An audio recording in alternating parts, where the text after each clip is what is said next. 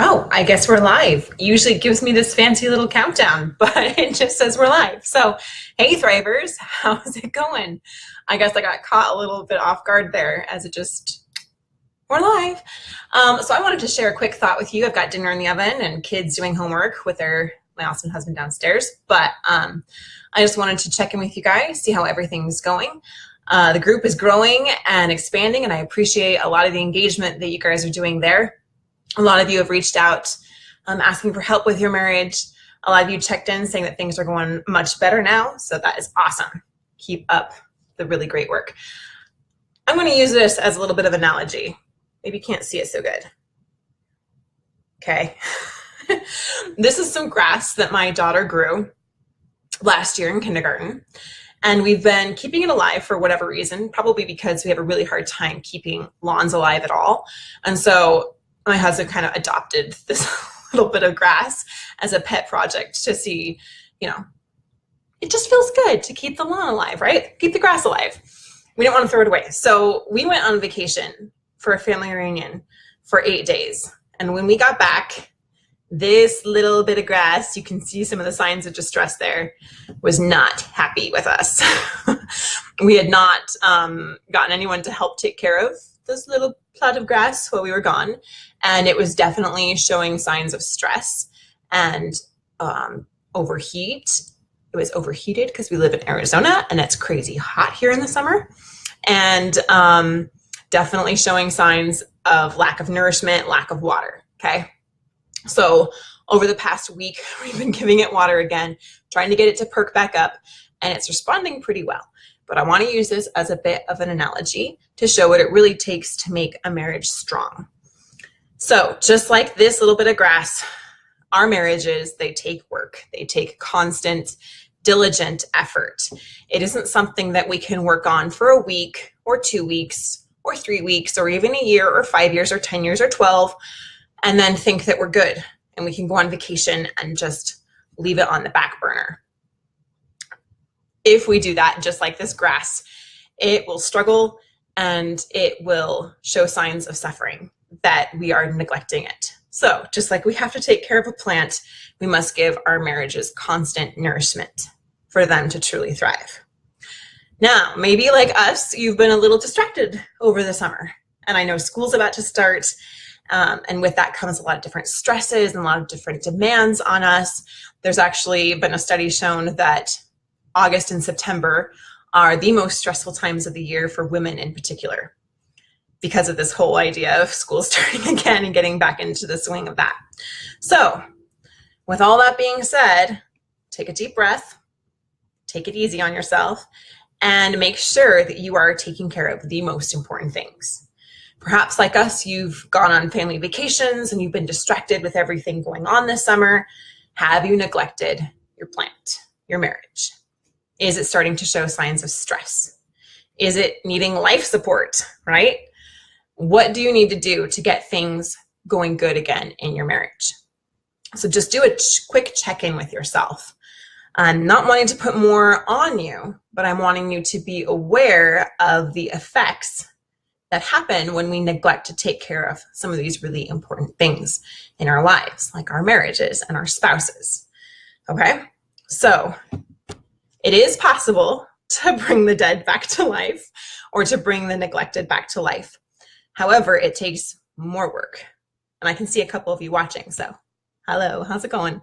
You can leave me a comment, let me know how you're doing. So it would have been much easier if we had kept up on our little plant here than if we had neglected it and now we're trying to revive it. It takes more work. It is possible and it's definitely working. You can see that it's starting to perk up a little bit, showing some green there. But definitely more work than if we had kept it up, right? So where are you at in the care of your marriage? How important is it to you? And how do you show that in your actions, in those daily consistent things to nurture your relationship?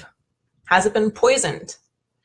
Maybe one or both of you have added some lawn killer to the lawn. This could be from criticism. It could be from fear. It could be from distrust. It could be from, breaking trust. All of those things are like putting a lawn killer on your lawn and then wondering why it's dying, right? We have to stop the poison. We have to take out the poison. We have to fix the root issue.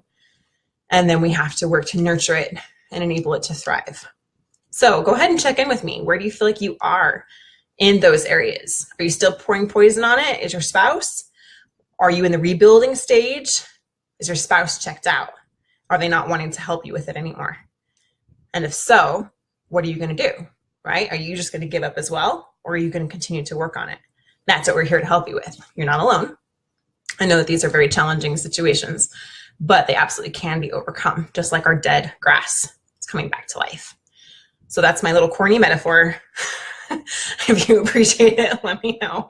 But I was just looking at this in the windowsill today, and I was just like, wow, that is a lot like marriage. And we've been really distracted this summer. And, I was checking in with my own self, like in my own marriage. Am I taking the time to nurture my relationship with Ben?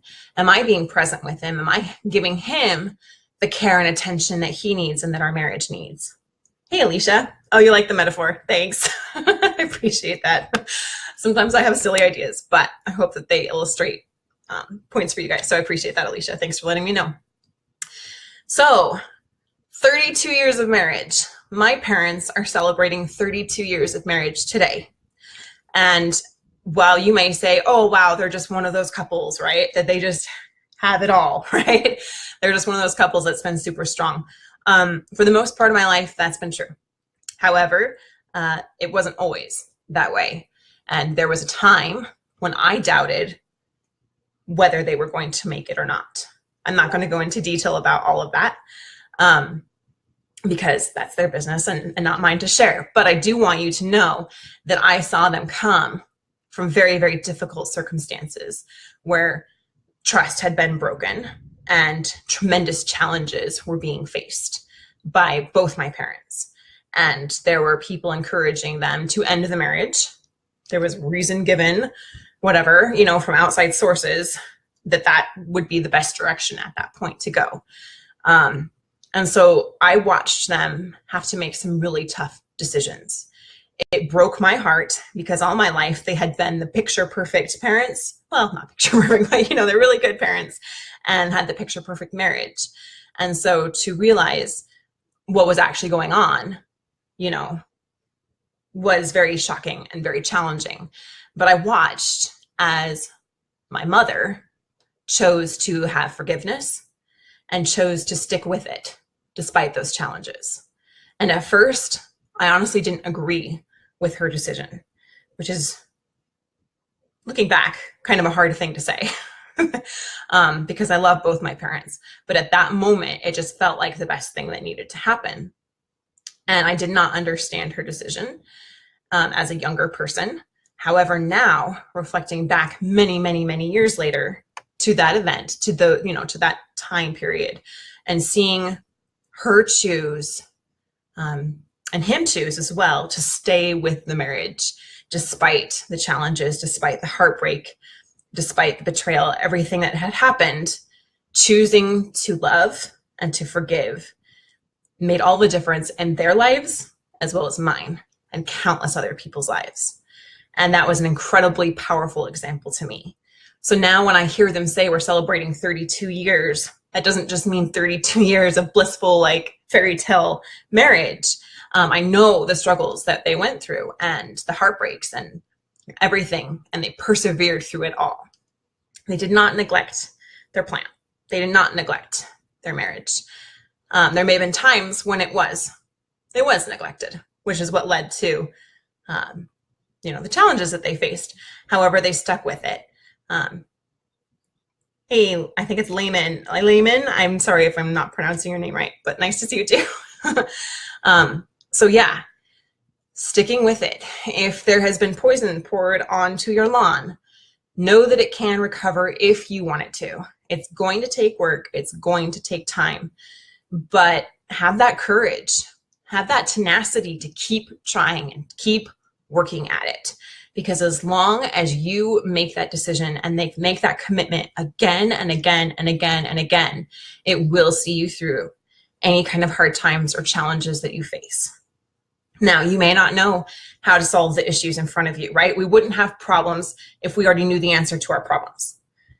Okay, so with that being said, I would encourage you to take the initiative to seek for answers. Don't stay stuck with a dead lawn, right? Don't just think that you can sprinkle it occasionally and it's going to be enough.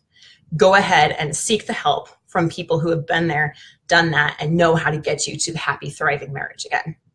That's my encouragement to you. And we offer, if anyone feels like they're struggling or they're stuck or it's dying and they don't know how to revive it, to reach out to me or my partner, Mark. We offer a free conversation with you where we go through and get clarity on exactly what's going on in your marriage, get down to the root issues, figure out why they're there and how to solve them, how to move forward in the best direction possible. So I'd encourage you to do that, to reach out to me or Mark if you're feeling like you're stuck with that. Also want to let you guys know that we will be doing a free masterclass in the upcoming weeks. In the month of August. We're putting it together now. So if you have any questions that you would like answered, any topics that you would like us to address, then go ahead and let us know those now so we can prepare to meet your needs and serve you in that way on our free training. So stay tuned for that. And you guys are awesome. And we will talk to you next time.